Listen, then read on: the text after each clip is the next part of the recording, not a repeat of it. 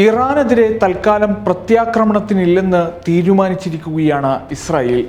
സമയമാവട്ടെ എന്നാണ് നെതന്യാഹു ഭരണകൂടത്തിന്റെ തീരുമാനം.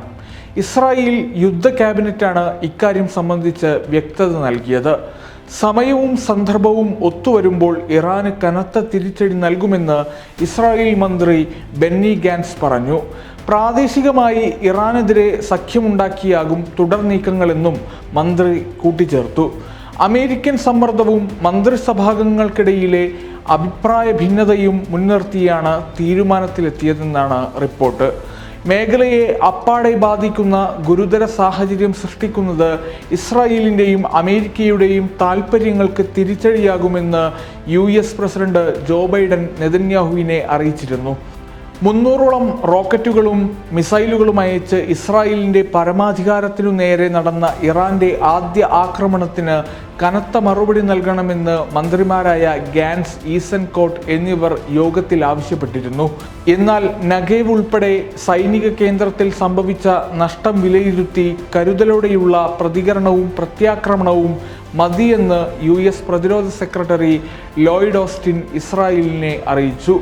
അതേസമയം കൂടുതൽ രാജ്യങ്ങളുടെ പിന്തുണ ഉറപ്പാക്കി ഇറാന്റെ ഇസ്ലാമിക് റവല്യൂഷണറി ഗാർഡിനെ ഭീകര പട്ടികയിൽ ഉൾപ്പെടുത്തുന്നതുൾപ്പെടെയുള്ള ആവശ്യം നേടിയെടുക്കാൻ അമേരിക്കയും ഇസ്രായേലും തീരുമാനിച്ചിട്ടുണ്ട്.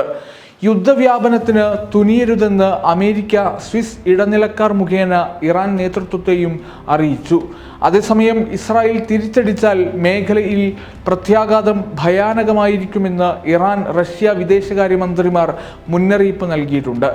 സൈനികമായി തിരിച്ചടിക്കരുതെന്ന് ഇസ്രായേലിനും സഖ്യകക്ഷികൾക്കും ഇറാൻ മുന്നറിയിപ്പ് നൽകിയിരുന്നു. പ്രത്യാക്രമണം നടത്തിയാൽ യുദ്ധം കനത്തതാകുമെന്ന് ഇറാൻ പ്രസിഡന്റ് ഇബ്രാഹിം റയീസി അറിയിച്ചു. ആക്രമണം നടത്തിയ സൈന്യത്തെ ഇറാൻ പ്രസിഡന്റ് അഭിനന്ദിച്ചു. ഇസ്രായേലിനെതിരായ ആക്രമണം അവസാനിപ്പിച്ചതായും അദ്ദേഹം പ്രഖ്യാപിച്ചു. ആക്രമണം അതിൻ്റെ എല്ലാ ലക്ഷ്യങ്ങളും നേടിയെന്ന് സൈനിക മേധാവി മുഹമ്മദ് ബാഖരി അറിയിച്ചു. G7 കൂട്ടായ്മയും വിവിധ യൂറോപ്യൻ രാജ്യങ്ങളും ഇറാനെതിരെ രംഗത്തു വന്നു. ഇരുപക്ഷവും പ്രകോപന നടപടികളിൽ നിന്ന് പിൻവാങ്ങണമെന്ന് അറബ് OIC കൂട്ടായ്മകൾ ആവശ്യപ്പെട്ടു.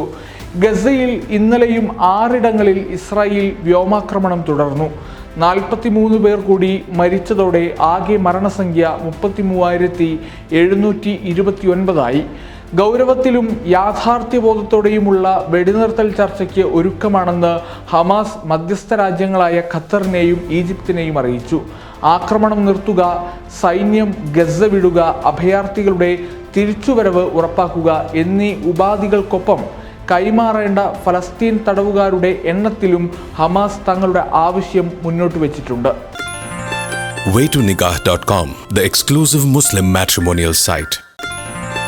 waytonikah.com, the exclusive Muslim matrimonial site.